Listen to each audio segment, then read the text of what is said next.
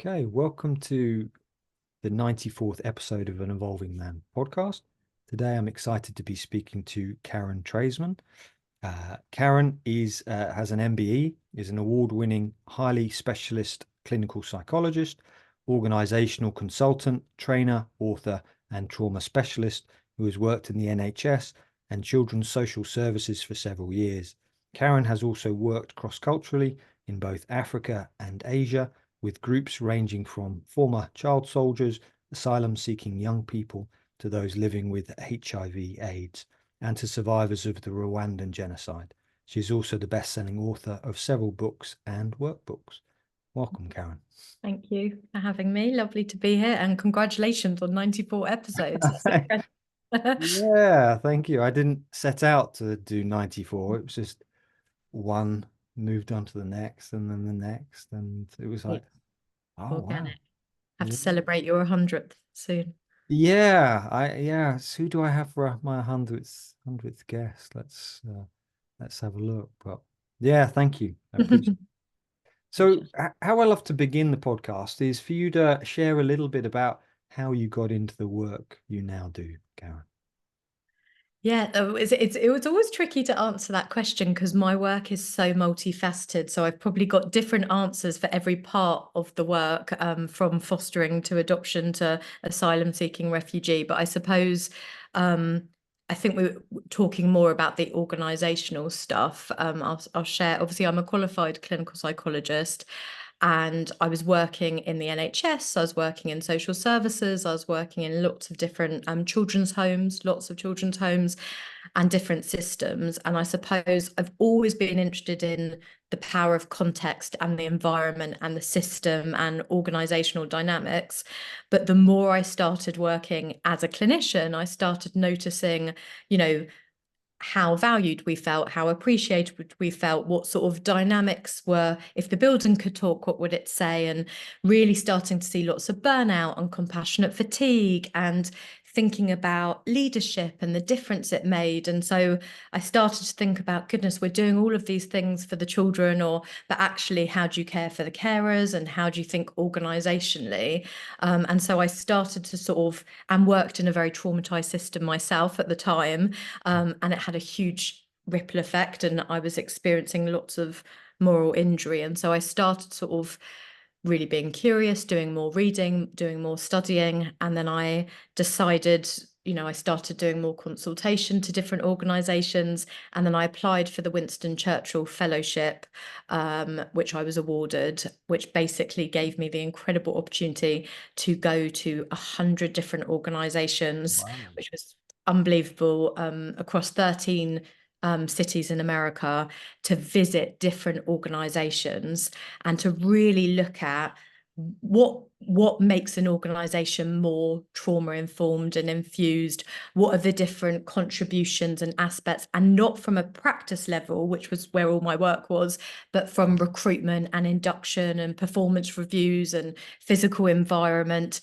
And that was sort of the start of the journey, when I then came back and thought, how can I disseminate some of this best practice to my children's homes, to NHS teams, to local authorities, to churches, to all sorts of different organisations. Thank you. What did you learn? Oh, goodness. I got lots of books on that. I suppose, for goodness, what would be, I'll try and narrow it down to a few of the biggest bits. The biggest thing I think I learned, which I knew, but when I really saw it, was the importance of infusing things into the fabric of the organization and sort of hardwiring it into the organization. So there was a lot of people who were talking the talk, but not walking the walk. Or there was this incredible leader, for example, but when they retired or they moved on or went for maternity, all of that went with them. And there was an incongruence. There was a massive incongruence between, oh, we're a caring organisation, but our staff feel uncared for, or we talk about increasing safety for the kids, but we feel psychologically unsafe. And so how to sort of meaningfully infuse that into thinking spaces, into healing plans, into how do we do performance reviews or disciplinary processes in a way that how we leave someone feeling, or how can we take some of the bits that we do with the kids around regulation, around physical space, around movement, around all of those things. How do we understand about survival, and actually take that trauma lens and apply it at an organizational level. But there was so much stuff around the physical environment, around policies, around language. So yeah, goodness, I could go on and on and on, but it Mm. was, and also just the power of learning from best practice. You know, I think so many of us are in our bubbles, in our NHS team, in our local authority, in a boarding school, but to go and visit 100 different and be like, oh, what are some of the common themes, or what are some of the bits of best practice, and how can I sort of then adapt and apply that to the context? I think, yeah, that sort of collaborative learning spaces and weaving that was amazing. Thank you, thank you. So your new book is about bringing trauma-informed practice into healthcare. I'd love for Yeah. you to begin. What is trauma-informed? Because I've heard about this from one of my guests, talking about bringing that into media. I've heard about bringing it into education. I believe Yes. your earlier book was about that. You've given papers about it. What is trauma-informed, please, Karen? That's a So I suppose I can talk about it more around healthcare, which might help people to think about it a little bit more. But in essence, and there's a big difference, and we won't go into the minutiae of that today, between trauma informed at practice level and trauma informed at an organizational level. There's a difference between trauma informed, trauma aware, trauma sensitive, trauma responsive. And there's a difference between trauma informed and trauma specific. And people often use them interchangeably. So it's hard without going into the minutiae. But in essence, trauma informed, particularly from a healthcare setting, because most of my work is about it in fostering or in kind of various different child settings. But trauma informed in a health setting is, how can you have an awareness and lens and understanding of how trauma might impact people's bodies, sensory systems, stress levels, in terms of how that might be linked to autoimmune and those aspects, but also how might those experiences come out that someone is feeling trapped or claustrophobic in an MRI machine, or someone is, when someone touches them without their consent, or someone feels powerless because or someone is asked to take off their clothes when they're about to do a procedure, or someone's anaesthetized and it sends them down a time hole, down a chain of pain, to a time where they felt drugged or fuzzy or dizzy or absent. But also, how can you take the values, so things like safety, trust, transparency, cultural humility, and apply that to health? So cultural humility, how do we understand about cultural idioms in health? How do we understand about health inequalities? What might the difference be if you're a Black man versus a white man? Obviously, it's far more nuanced. Or what are some of the inequalities if you're in a wheelchair?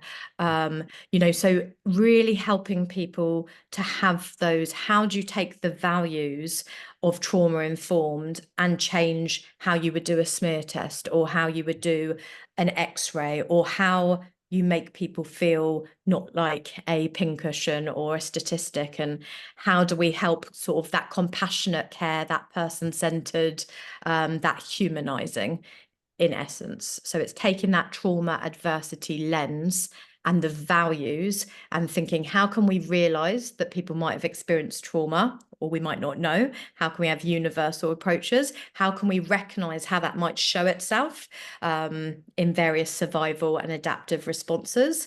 What can we do to not do further harm? And that's one of the biggest bits. What are we doing to not add, re-traumatize, be trauma inducing, which we know we often are in systems? And what can we then do to take the values and the lens and integrate it into our policies, our procedures, our practice, our environment? That's a teeny tiny Thank aspect, you. but a little bit. Thank you. Thank you. So I was listening to one of your podcasts talk about your book and your inspiration. Would you be able to share a little bit what inspired you to write this book? Yeah, so it's a really interesting book because it was quite a different one for me and quite a different audience. And there was lots of prongs. So the first thing is it's a really personal book in many ways. I have had numerous physical health, chronic autoimmune conditions, as well as quite a significant burn. And so I've spent a lot of time myself being a receiver of services, and I have been experienced some phenomenal experiences, and I've had some that would be created a lot of fear, mistrust, activated lots of hurt and pain. um, and my mum, who has multiple sclerosis and is in a wheelchair and disabled, being with her and having her experiences. So I think there was a real personal thing of like, hold on a minute, actually, every interaction is an intervention. One small thing that a doctor or a nurse or a porter or a janitor or the receptionist at A&E can make such a difference. So there was that personal sort of interest. There was my thesis that looked at women with a diagnosis of HIV, who were diagnosed with HIV during their pregnancy. And that gave a whole health. I've worked as a psychologist, obviously, in health settings. And then there was watching the kids who I work with who have generally been sexually abused, physically abused, domestic violence, and hearing about their stories about when they had to go for a blood test or when they had to go and talk about diabetes or an x-ray or go to the dentist. Dentist is a massive one, you know, all of those things. So I think all that culmination made me be like, actually, we talk about this more in social services, we talk about this more in children's homes, not enough. But in the health world, there's such a medical model and there's such a disparity between psychology and the mind and the human behind. Can I try and sort of translate some of these for the dentist, for the midwife, for the doctor, etc.? Thank you. I love that. From what I've listened to and read, about every interaction is an intervention, and that's really beautiful. Yeah, oh, thank you. It kind of really brings it in on the human level. Yeah. And I think it's probably more important now than ever before. It's something that really seems to stick with people in my training. And I think it's because we are in a context at the moment where so many people feel powerless, helpless, overstretched, you know, under-resourced, exhausted, depleted. The NHS, social services, prisons, where there's so much of system trauma and iatrogenic harm, and with the ripples of COVID and all of those things that happen in global warming, that I think there's so much sense of feeling, oh, what can I do? Or I feel restricted. And so I think for people to think, well, I might not be able to do all singing, all dancing, but in that moment of a facial expression, a word, how we do a form, how we might offer someone a drink, how we say someone's name and pronounce it, as you asked me before we came on, those small things can leave a heartprint. They can make a difference. And I think that's something that each one of us, we might not all be therapists, but we can all be therapeutic. And I think helping people think about, well, what in my role are things that I can do within that 10 minutes, within that hour, that can hopefully make a difference and hopefully not add harm or distress, you know? Thank you. Thank you. It's interesting. I almost see that when we just listen to someone, when we just give them presence, sometimes that's enough for people just to be heard, to be seen. In this busy world, we almost don't give people, and I've seen this a lot with children, Yeah, parents with their phone in their hand and the children pulling on their arms. They're just wanting attention. completely. And I think that's something, and of course, in the therapy world, that is sort of our bread and butter and what we hold on to. But I think there's so many jobs that are about fixing or making it better or advice giving or jumping into those things. And absolutely, we know that one of the greatest things is is validating, is empathizing, is listening, is showing you, I hear you, you matter. Mm. That I see you. And particularly in trauma, where so often people have felt voiceless or minimized, or particularly with, big boys don't cry and toxic masculinity and don't air your dirty laundry and stiff upper lip and all of those bits, there's so often a sense of not a space to be heard. And so I think absolutely. And in healthcare, that's a massive bit. Obviously, you can't give someone an hour, but just going into an appointment and someone saying, thanks for sharing that, or goodness, I hear how difficult this is, or, what I'm hearing you say is, or not being rushed in itself is such a gift, isn't it? It's such a space of solidarity. So, yeah. Yeah, I remember the first time I realized I was having mental health problems. I went to see a doctor in London. It was he was not a specialist, but a stand-in doctor, and I told him my problems, and he laughed at me. It was like, My goodness. and he was looking at my time. He says, you finished. And I wrote a letter of complaint, but that really wobbled me for a while afterwards to Of not course it trust. would. Of course it would. And that sense of shame, and embarrassment and humiliation and, brushing under the carpet and pushing and being ridiculed, how invalidating. And not only for that moment, but that could have, for some people, stopped them from talking about it again, or we don't just represent ourselves, we represent people of support, health professionals. So yeah, goodness, I'm so beyond sorry you had that experience as well, but it's a perfect example of how it leaves an emotional bullet. It's an emotional wound. It's that emotional lingering and hangover, isn't it, that can sort of stay with us and feed into those narratives of how we might have felt as children or in that place, and sort of compound that. So absolutely. Thank you. So coming back to your book, what did you really learn? What is the key messages you really learned from writing it? And as I saw from another interview, you're welcome to get out your the contents if that's Oh, no, that's all helpful. right. Um, Goodness, so many things. I think one of the biggest lessons learnt, and not just in this book, but throughout, is I think some people think that you need to know that someone has experienced trauma to then apply a trauma lens, or that someone needs to have to share or disclose or present in a particular way. And actually, I think what this book goes into in quite a lot of detail is helps people to think, well, actually, you don't need to know if someone's experienced trauma or suffering or adversity or is dysregulated, unless someone wants to share or say. But if you just go in and have a universal approach of, we know how common and widespread and prevalent it is, and that each person coming into the space, we don't have an emotional x-ray, we don't have a mind reader.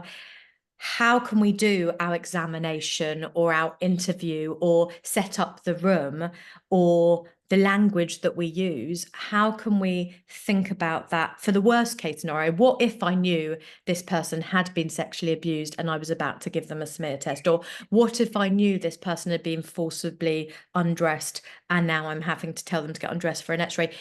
Even if that's not the case, if we imagine that, we can find a procedure that's gonna be suitable and not gonna add harm and distress. And I think some people feel that when we talk about trauma informed, you're asking people to go on an archaeological dig, and that's not what we're asking, and it's not appropriate for a nurse who that isn't their role to go into it. But I think helping people, and then helping people to also think about, sometimes it's the subtle things that we might not know, like when you're in the dentist and you've got something in your mouth when they're cleaning your teeth, what that might feel like for someone who has had things put in their mouth, or their relationship to food, or who can't say no, or who can't talk. How we can help people just hold that in mind, then they might be less shaming or more curious instead of furious. So I think some of those minutiae and bits, were really huge. And I think I got 390 people's experiences that they shared for the book. Wow. I put a shout out on Twitter and I got that in less than a week.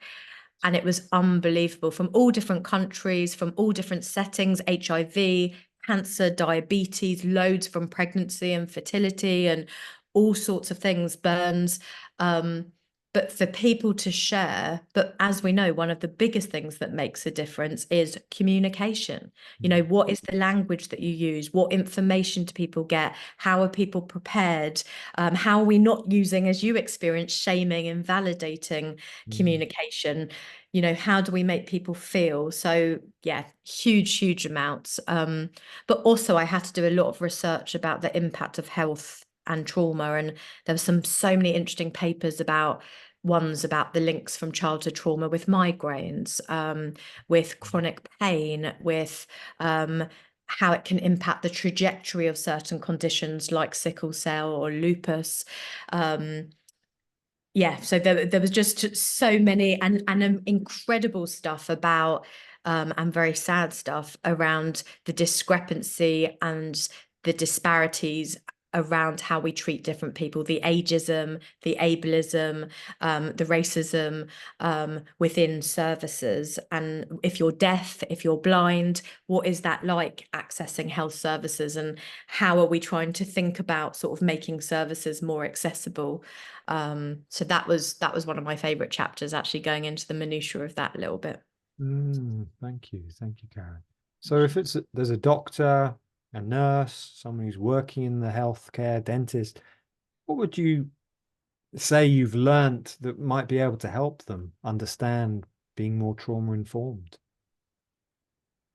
It's hard to sort of articulate it in a few words. I suppose one of the biggest things is um, that actually by using some of the values from transparency and increasing safety and trust, and being strengths based and seeing behavior as communication, and remembering that we don't have an emotional x-ray, and that things around bodies and touch and strangers and smells of, you know, bleach and gloves and sterile environments can be activating, and that's a huge part of, if we can understand that, we can look at our role, and not only can it enrich it for that person, but we might feel, you know, it has a ripple effect because we might feel more satisfaction or that we're doing less harm. But the other big part of the book, there's a lot about organizational trauma and about our own well-being as practitioners. And we know we have a mass exodus in the NHS at the moment, particularly around, well, not just doctors, across the board. And so I hope that it will help to give some permissive messages of thinking about there's not them and us. This is all of us, and it can be cradle to grave, womb to tomb, that there's a wider lens of trauma. It's not just a car accident or a burglary, but there's cultural trauma and intergenerational trauma and system trauma. And how can we have that wider lens, but also what are we doing for our own organizational healing? What are we doing for our own well-being? How does my own regulational well-being ripple out into my own family, into the work? And so my hope also is that it can help support organizational healing and the workforce. I Yeah, don't know if that's a succinct answer to it, but some of the yeah, bits, that yeah, sounds great. What I'm hearing is it's kind of being more compassionate, that's a huge part. listening, seeing, Yeah, hearing these people, you know. yeah. I think Uh, compassion is a huge word in the book that I say so many times, and dignity. mm, I think what people forget with a lot of trauma, particularly in an abuse context, is it's often a boundary violation, an integrity violation. It's often a sense of a dignity violation. People have felt voiceless and powerless and done to. And so the book is a lot about what are we doing to not try to echo, what are we trying to do to give compassion and empathy and curiosity and choice, and for people to feel humanized and to have a sense of dignity, that it hopefully is a different experience, or not a trauma inducing one. thank you. Yeah, that dignity and compassion. Yeah, so important. Anything else that you'd like to share about the book, or that you've learned, or you kind of maybe you hadn't thought of before, but in writing it, researching it, it's really come to you? Yeah, goodness, there were so many different bits. I think partly it was just a really interesting aspect from delving and hearing stories from different sectors that I knew less about, because there's certain health sides. Burns, I worked in cleft lip and palate, around various different aspects with amputees I've worked before. So some were fairly familiar, although obviously always learning. The other bits, though, there was some really interesting stuff that people were sharing from areas that I haven't kind of delved into as much. So from gynecology, from chronic pain, from endocrinology. So I think that was really interesting to think about those bits. But also, I think talking to people about learning that actually the small things really do make a big difference, particularly in health. So I think just a real reminder of that bit was absolutely huge. But also how there's lots of myths out there. And I think that's one of the things that's, and in my training, I do a lot of that. But when people are like, what, do you just mean we just need to be sweet, nice and kind? Or, what, are you just saying that everyone's got trauma? Or, oh, are you just saying we, let people get away with murder? Or all these sorts of things that people fear about. Or are you saying I'm going to have to, doctors, disclose all my trauma? And so trying to name some of those in the book about here's sort of the myth or the fear or the worry, and here's kind of helping people think about what are some of those bits that might help people to feel that each of us has a role or a potential. We're not asking people to be trauma specialists or psychologists or therapists. So loads more things, but off the top of my head, those are some of the bits. Thank you. Thank you, Karen.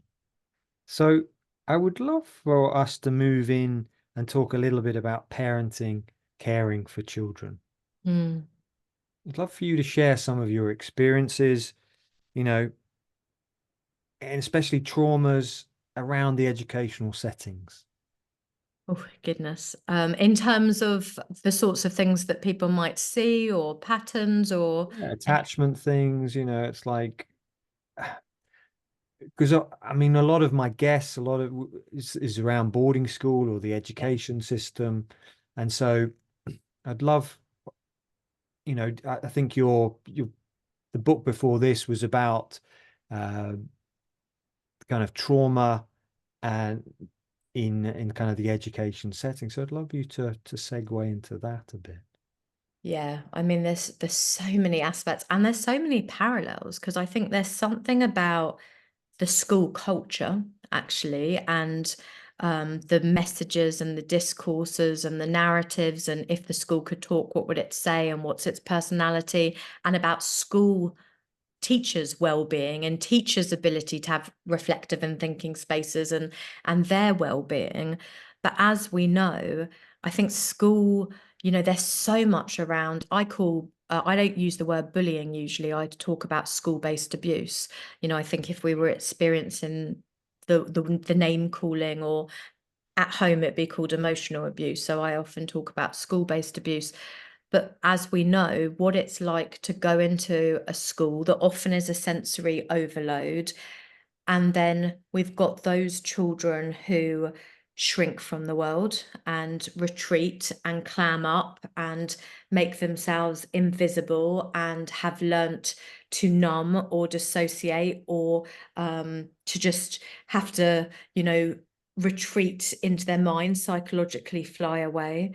We've got those children who often we see it through the humor and the joking and the laughing, but often is a reflection on the hurt or the pain, and that's been camouflaged or masked or concealed. And we've got those children who often are the children that I work with, are children who have learnt to become the sharks in shark infested waters.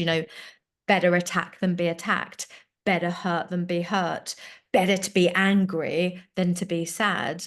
I can't show my vulnerability, or I can't show my perceived, in speech marks, weakness, because that will be attacked or weaponized against me. So I've needed to harden my heart. Mhm. And all those children who might have to be hyper vigilant or feel unsafe, because there's a big difference, isn't there, between being safe and feeling safe. And then their relationship with authority and power and teachers, and the impact trauma can have on our cognitive and executive functions when we get brain fog or spaghetti head, or where we zone out, or all of those bits of how hard school can be if you are having to survive or adapt, and then you've got 30 other kids and having to be exposed to different behaviors. How do you fit in? Friendship, reading facial expressions, and then all the potential things that might activate, doors banging, the language we use, parents' evening. Well, loads of kids don't have a parent, or don't live with their parents, or don't have that access, or, how do they help around celebrating Christmas? Well, what happens if you don't celebrate Christmas, or Christmas was the time you were removed, or Christmas there was domestic violence, or curriculums, when you have to get change, for example, to do sports, and what that might be like, or if you have to learn about history and it makes you think about your history, or there's just so much in schools, doing family trees, there's just, I could go on and on and on about the importance of school, and how school might be a brick parent, or it can certainly be a place and a further source of feeling that you don't fit in, or you don't belong, or othered, or constantly told off, or called you're naughty or lazy, or all these words that I would absolutely not use. Yeah, and all the comparisons. I mean, goodness, and going on and on. Oh, thank you. Thank you. So I'd love for you to talk a little bit. I mean, I was reading Bruce Adamson, who's the Children and Young People's Commissioner in Scotland, Yeah. and he mentioned in the paper, I think it was last year, Suzanne Zeedyk put it up, about the decision to take a child away from family should only be in the child's best interest, as a last resort and for the shortest period possible. And when I look at that, and then I link it into boarding schools where some children are taken away for 10 years, Yeah. Charles Spencer was 10 years. Yeah. I mean, I'd love for us to segue a little bit into what you feel about boarding schools, especially having worked with looked after children. Joy Shavrin, in her book Boarding School Syndrome, says, well, people who go to boarding school are looked after children as well, under that definition. So I'd Yeah. love for you to talk a little bit what your sense is. Yeah, it's a really interesting thing, because I think, as we know, there's so much nuance, isn't there? And same storm, different boat. And we could have three kids from the same family who go to boarding school, and their experience, meaning making, sense making, might be utterly different and unique. And of course, there's so many factors. Why did someone go to boarding school? What's the boarding school like? The quality of the relationship. There's so much more than it. And same with children in foster care. There's so much more nuance. But I think absolutely, when you think about, I was once told by someone I worked with, she used a statement which always stuck with me, which she said, not in the context of boarding school, but she said, I grew myself. I grew myself. Mm. And she said that while we were reflecting. I've got some parenting patchwork cards where it looks at all the things that you need to survive and thrive and flourish as a child. And we were looking at that. And we were talking about relational poverty and relational starvation, and the galaxy of missed opportunities that she had had in the context of neglect. And I think, when I think about, for some people in boarding school, and you would know far, far more than me, that galaxy of missed opportunities, or that mother or father or relative wound, and that separation and loss, and not having that co-regulator or that limbic whisperer, or not having those same emotional experiences of being fed or nourished, or sometimes feeling abandoned or rejected or forgotten, is huge. And then I think there's an added thing with boarding school of people, often there's a privilege that sometimes is attached, that people should feel grateful or lucky, and so I think it can be a disenfranchised grief and loss, that if I say that that isn't heard, or it's not acknowledged, or it's not validated. So yeah, that's some of the bits. I don't know if that sort of resonates a little bit with. Yeah, definitely. Nick Duffel, he talks about it's privileged abandonment. Mm, yeah. We're being abandoned. And I interviewed Gabor Mate last year for our documentary, and he Mm, was asking me about my boarding school experiences, and he was asking me, well, who did you have to talk to? And I yeah. said, oh, no one. He Mm, says, that's the trauma. yeah. Because we have no one, we have, like you just said, there's no limbic whisperer to go to us at the end of the day. Okay, I've just been beaten or hurt or I'm upset. No one to regulate us. Completely. And that's that institutional betrayal, isn't it? It's supposed to be a brick parent, but what that relationship is, and exactly the trauma-informed shift, as Gable probably spoke about, is it's not what's wrong with you, it's what's happened to you, but who Mm, was there with you when it was happening. yeah. And if you don't have that relational anchor, and I'm stereotyping, I know that not all boarding schools are like this. But as we know, particularly in England, there can be quite a sense of a conspiracy of silence, or get Mm, with the status quo, or even more so for boys, we don't talk about emotions, soldier on, toughen up, big boys don't cry.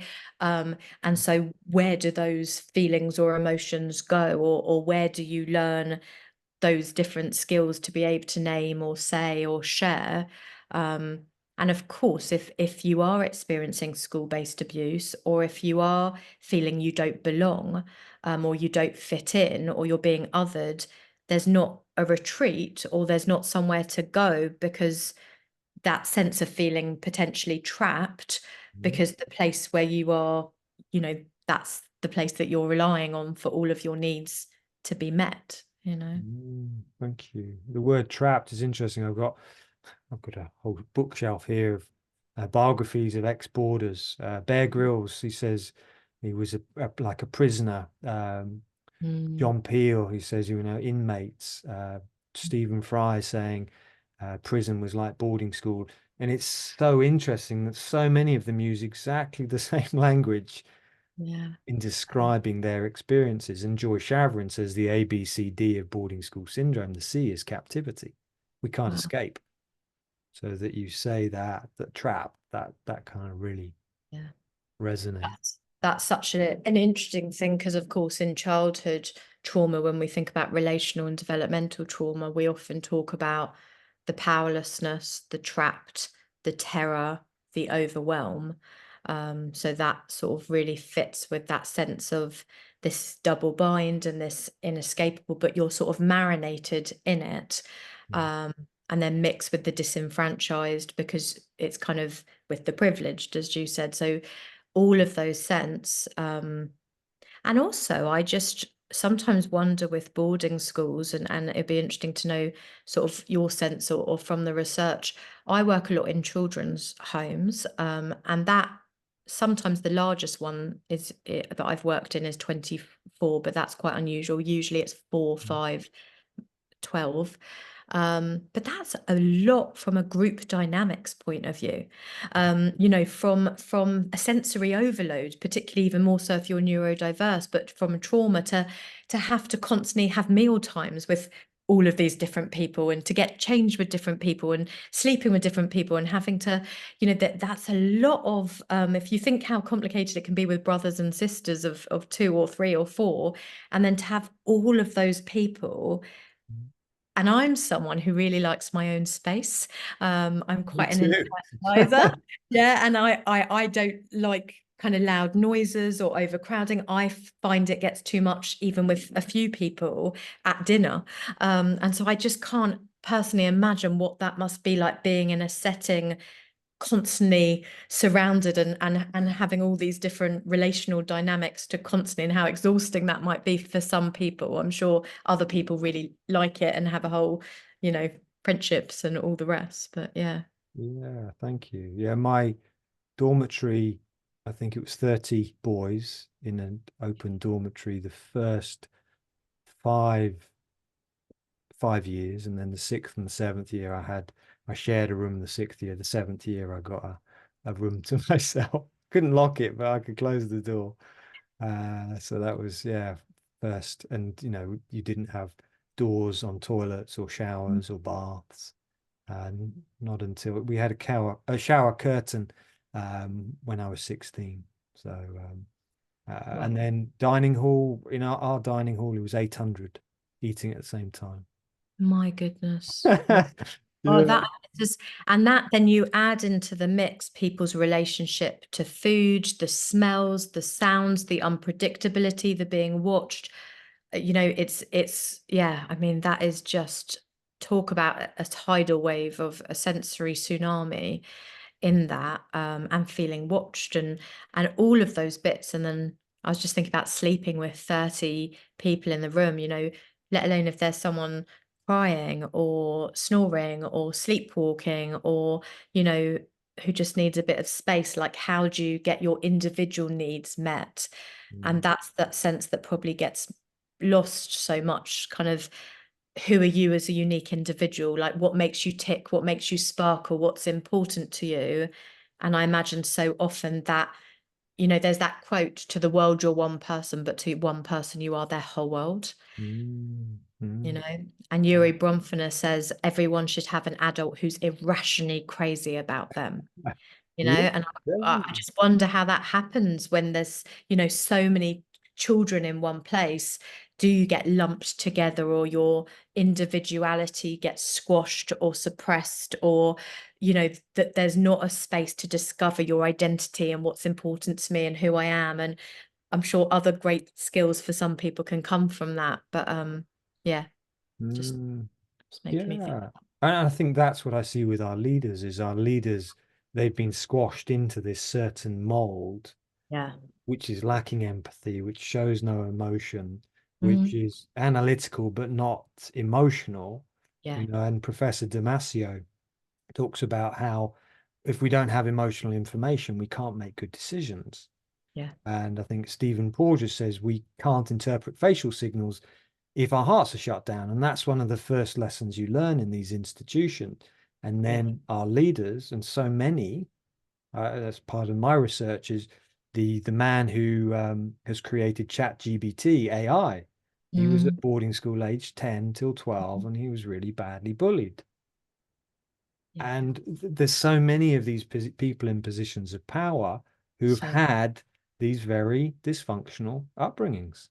massively. I was just reading the last year, the niece of Donald Trump, writing, about his Mm, experiences, and so many people. And I think you're right. I think that sense of stunting or repressing or underactivating, or dissociating or emotionally numbing, whatever people's words, yeah, that's a huge sense, or dehumanizing, or all of those bits that people might have not experienced, that can be huge. But what that does, how it can crush your creativity, or, mm, all of those aspects. We know brains in pain can sometimes struggle to think, as you said, to make those decisions. So mm, yeah, I think there's so many bits about that disconnection, or and maybe not being able to see the nuance in the same way, and be able to hold the both ends. mm, So yeah, it's an interesting thing, isn't it, in leadership? I often think about our kids now. What are they learning mm. about leadership? What is valued in society? What is elevated? Who gets those jobs in parliament? Um, and there's some worrying lessons happening, isn't there? There is. Yeah. So I'd love for you to share a little bit about the path of transformation. So in your TED talk, you talk about this boy who comes to you who's very angry, the shark, and then just the journey of healing for him, how you supported him. Because a lot of the people listening to this will have been through trauma, childhood trauma, Yeah. and they're looking for a way out, a solution. So I'd love for you to share what you've learned working with people who've been really hurt in childhood. Yeah, goodness, that's another brilliant question. No, you're giving me big questions, and I'm like, oh, Sorry, say that in a couple of minutes. Um, I suppose I could time it for a minute. Yeah, exactly. Boo! I think, and that emphasis though, I was talking to some foster carers today and I was saying, that's our focus, being healing centered and healing infused and believing that trauma doesn't need to define you or doesn't need to be your main identity. And how can we help untap and integrate some of those different parts and who is the person beyond those experiences. So I think there's so many different avenues for different people, but I think for me there's such an important bit around the sensory integration and being able to, when someone has either had an overly activated nervous system or an under-activated nervous system, or their reflexes have had to adapt to survive, I think being able to, and we absolutely can do that, being able to support people, and that will be different for different people. Some people it will be through sport, others it'll be through baking, other people it'll be through yoga, or other people it'll be through mindfulness or meditation. Some people it will be through their different relationship with sex, other people it will be actively doing things through their senses. But I think being able to I think there's huge amounts we can do around the sensory system. I think there's huge amounts about naming it to tame it, as Dan Siegel says, that sense of having psychoeducation and understanding so that people don't think something's wrong with me or I'm bad or I'm weak or but actually understanding goodness. That's how I coped or survived or adapted to unimaginable circumstances, and my body had wisdom and my brain had wisdom and it was protecting me. And how can we honor and respect some of those strategies or responses to trauma? But also, I think it's through relationships, isn't it? Like if trauma has occurred within the relationship, then the healing is often within relationships. And whether that's in a therapeutic relationship, whether that's in a friendship relationship, a romantic relationship, a parenting relationship, really having experiences that give you those relational riches. And going back to what you were saying, if you haven't had experiences of being able to name your feelings or express them or talk about them or have had them invalidated or minimized, having the opposite, being able to have a space where your voice is valued, you can be heard, you can be listened to, you feel seen, you feel valued, someone helps you with the emotional dictionary, you feel I'm not alone in this.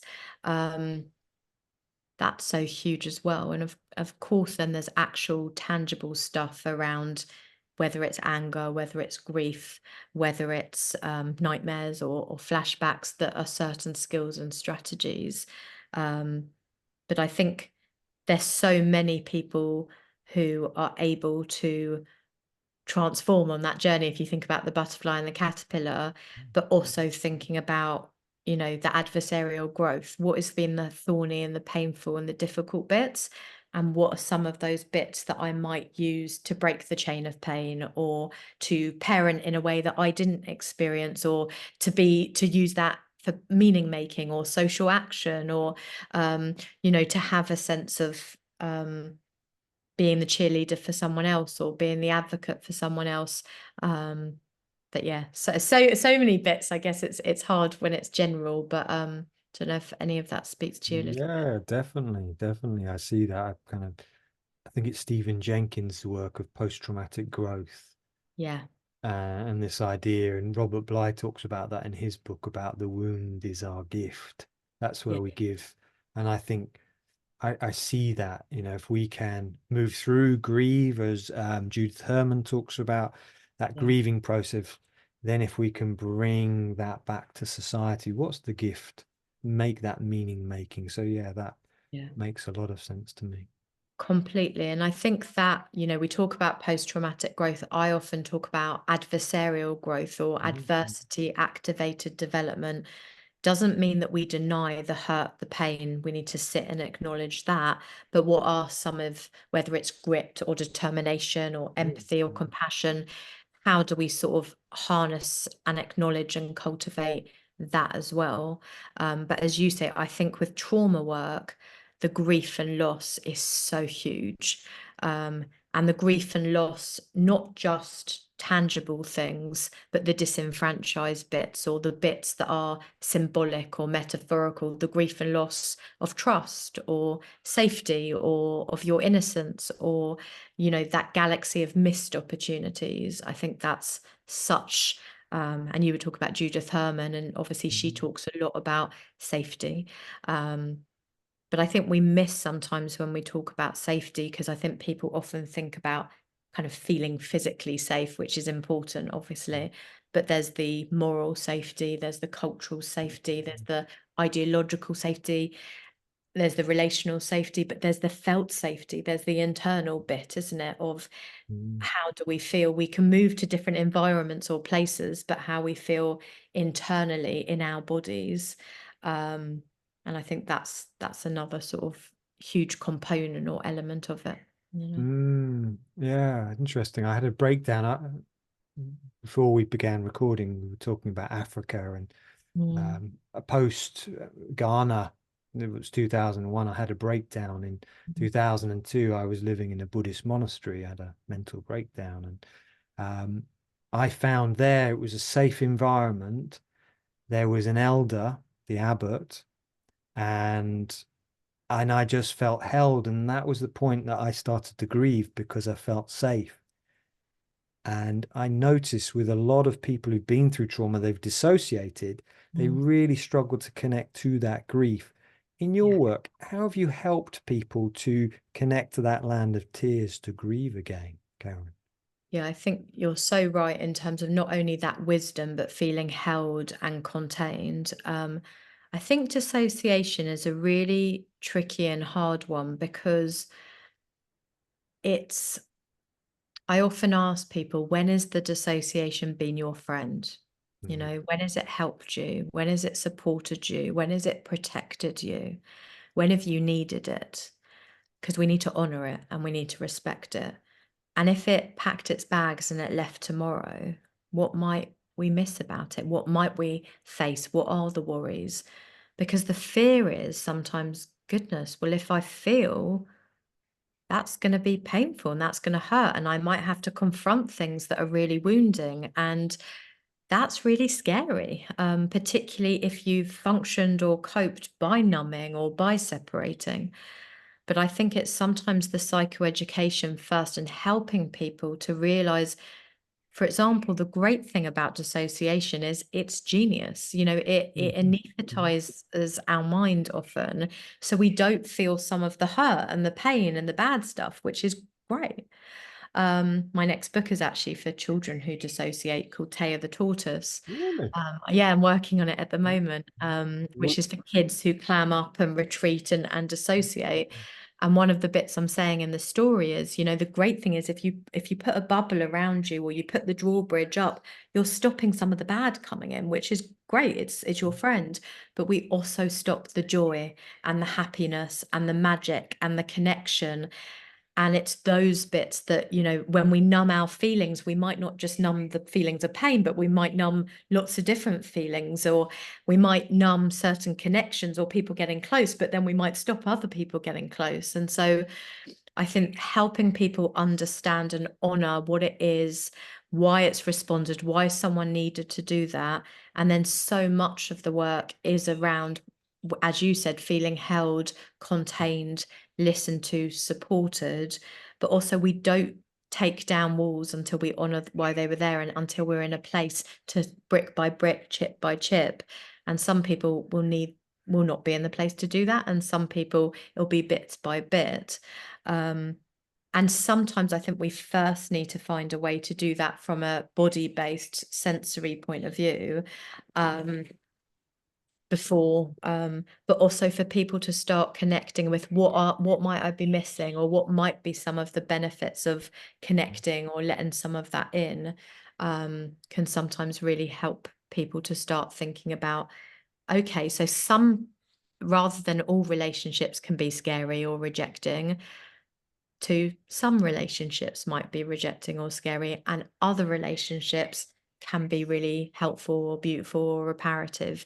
It's that finding the nuance as opposed to what happens when people are either I'm lovable or I'm unlovable or I'm worthy or I'm unworthy.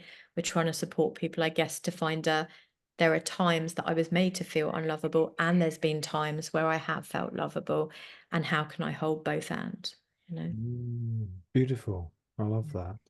Yeah, that kind of dissociation. When has it been your friend?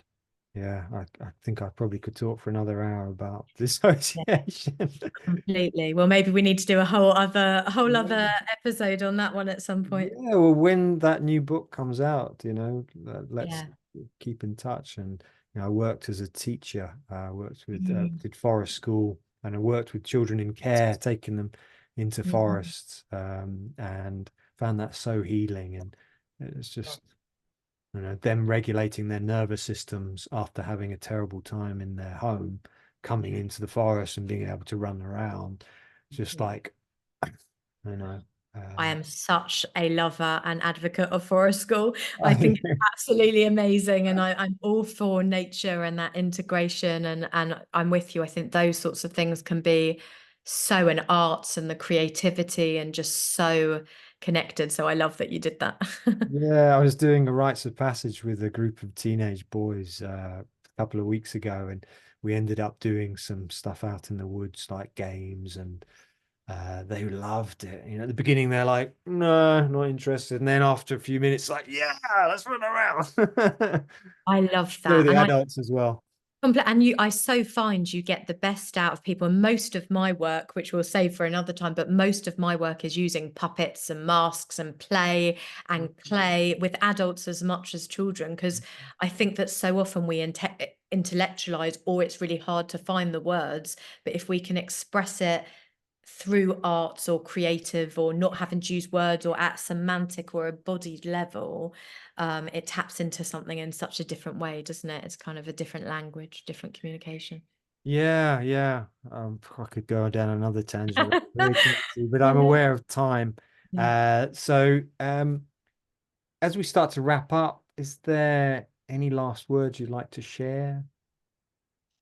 No, just thank you. It's been really lovely to sort of, I don't usually kind of talk too much about boarding school or have that focus. So it's really lovely to sort of bring some of the applications and to be asked some of those different questions. And so yeah, it's just been really nice to talk to you. So thank you. I hope it's planted some seeds or given some people food for thought. And I feel the same. We've just literally touched the surface, but that every interaction is an intervention. Hopefully something resonated for someone.